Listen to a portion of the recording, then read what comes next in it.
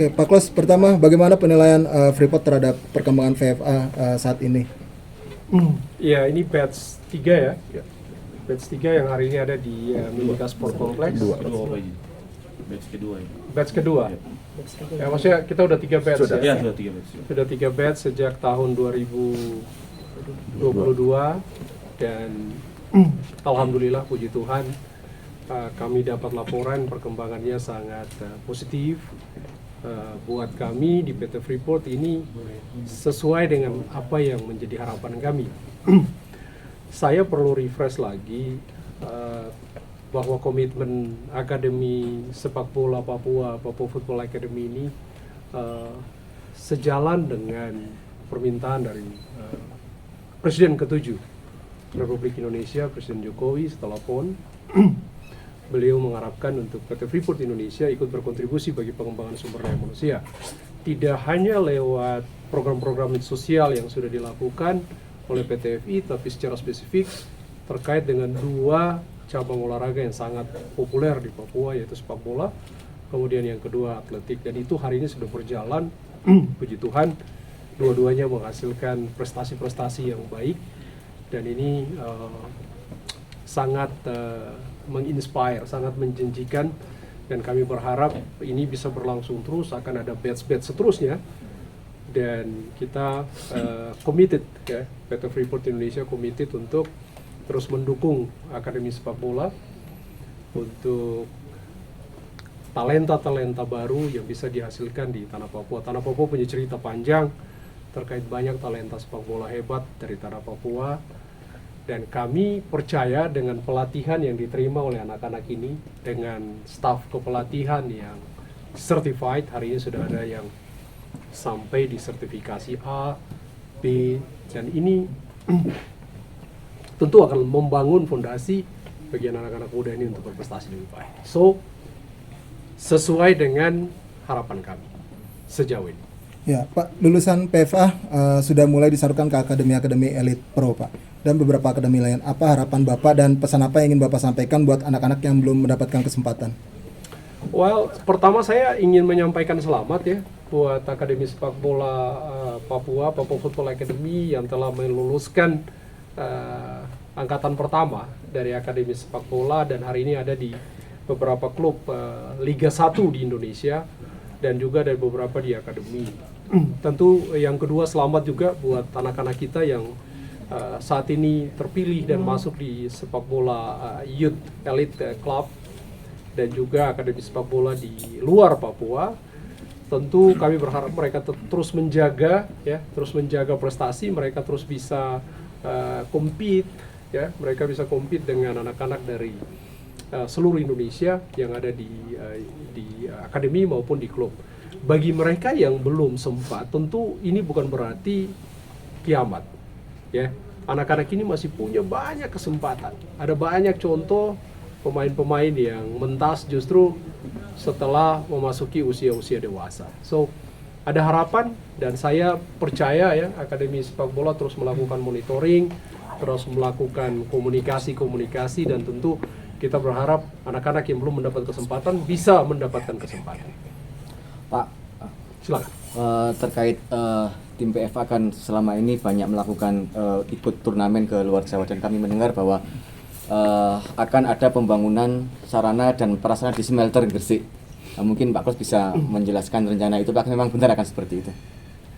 Baik, hari ini Freeport punya fasilitas. Jadi kalau hari ini kita beroperasi, anak-anak sudah datang di Tembagapura, sudah lihat bagaimana Freeport mendapatkan dana dari hasil kerja kita menambang dari hulu sampai ke hilir. Nah, hilirnya sekarang ada di Gresik. Kita punya fasilitas smelter yang besar di Gresik, itu menjadi hulu dari operasi. Operasi ini jadi satu kesatuan dari hulu sampai di hilir. Dan di Gresik tentu kita belum punya banyak diskusi karena ini fasilitas masih sangat baru sekali. Ya, kita masih belajar bagaimana mengelola dan mengoperasikan fasilitas ini. Teman-teman tentu juga tahu baru saja kejadian minggu lalu terkait dengan salah satu fasilitas kita di pabrik asam sulfat kita itu terbakar, dan ini recovery-nya panjang. Jadi bisa membayangkan saja kalau asam sulfat ini kalau misalnya kita mau recovery, kita butuh paling sedikit 6 bulan. Jadi tadi sore kita baru rapat, itu paling sedikit 6 bulan untuk recovery. Kalau ini tidak terjadi, dia akan mukul ke hulu. Jadi ini satu kesatuan. So, kejadian di Gresik ini akan menentukan operasi kita di sini. Makanya kalau tadi pertanyaannya apakah kita akan berpikir, tentu ini menjadi ide baru yang akan kita terus diskusikan. Tapi paling tidak sampai hari ini kita masih berpikir base kita adalah di Papua dengan melakukan beberapa trip ya untuk mengikuti kompetisi. Di Jawa fasilitas lebih bagus, kompetisinya lebih banyak, lawannya juga mungkin lebih banyak dibanding dengan di lokal Mimika atau di Papua. Jadi yang bisa saya jawab hari ini itu bahwa one day nanti misalkan kita punya kesempatan untuk punya fasilitas itu saat ini belum ada, tetapi itu akan menjadi bagian yang akan kita diskusikan kalau saatnya tiba. Tapi hari ini kita masih fokus bagaimana menjaga operasi kita dari hulu, dari Tembagapura sampai di Gresik lancar dan aman. Tanpa itu kita nggak bisa bikin kegiatan-kegiatan seperti ini. Ataukah ada rencana mungkin untuk menambah jadwal turnamen tim PFA ke Jawa, Pak? Saya secara teknikal saya minta maaf, saya tidak terlalu kuasai ya, tapi tentu itu menjadi analisis dari tim pelatih, Coach Wolf, Coach Sardiles, Coach Wanggai, mereka akan melihat kebutuhan tim. Tentu kalau ada kebutuhan tim, saya pikir selama ini tidak ada masalah ya, Pak J ya, betul. Tidak ada masalah untuk bagaimana kita kemudian memfasilitasi trip mereka ke Jawa. Bahkan tidak cuma sampai di Jawa ya, ada beberapa trips ke luar negeri dan ini cukup baik. Jarang-jarang ada tim anak-anak dari Papua main di Malaysia, main di Korea, main di luar, dan beberapa plan yang tadi saya dengar dari Coach Wolf, Coach Sardiles. So very inspiring ya, mereka bisa dapat kesempatan untuk melihat negara lain, melihat vibes dari sepak bola di tempat lain. Pak Klos, dengan jaringan internasional yang kuat dari Freeport, apakah ada rencana untuk menjalin kerjasama dengan akademi elit mungkin di luar negeri, bahkan mungkin di Eropa barangkali, Pak Klos?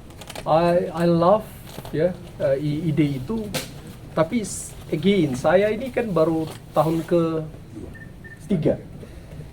Jadi tahun ketiga ini masih muda sekali akademi ini.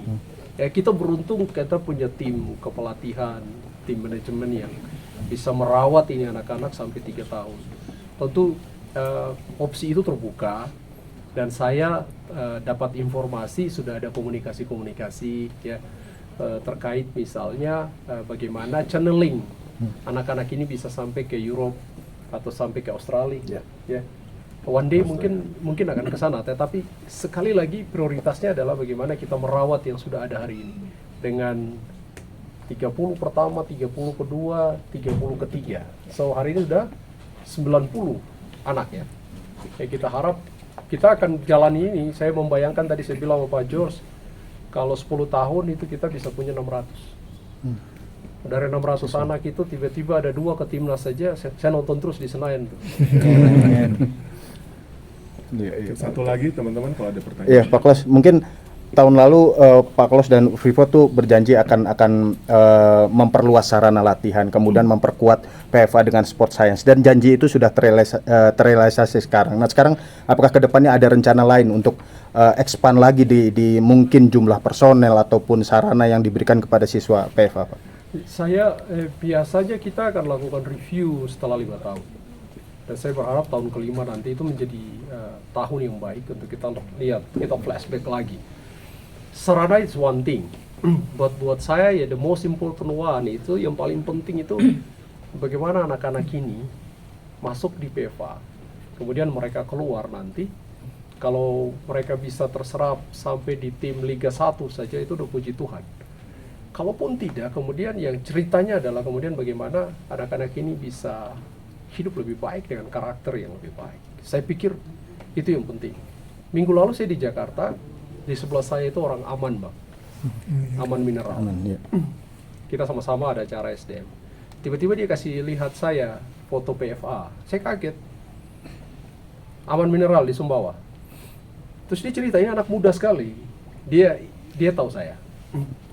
Terus dia bilang, Pak Klaus, ini saya baca ini. So, kami inspire sekali dengan program ini.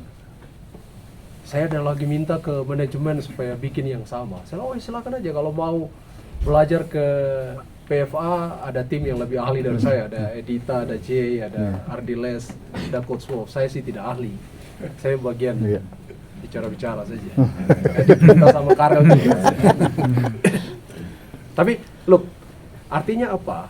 Ketika orang tahu PFA hari ini, paling tidak perusahaan-perusahaan tambang hari ini, setiap kali kita ketemu dengan mereka, mereka udah nanya PFA. Itu unpredictable di saya. Karena di sebelah saya itu ada Direktur Antam, Nico Kanter, presidennya. Terus orang aman ini ngomong, Pak Klaus, ini luar biasa. Apa sih tujuan Freeport? Oh, kami nggak ada tujuan lain. Kami mau hundreds, thousands of anak Papua dengan karakter yang unik. Terima kasih sudah menonton. Silakan subscribe, like, dan jangan lupa komen di bawah ya bola spotter.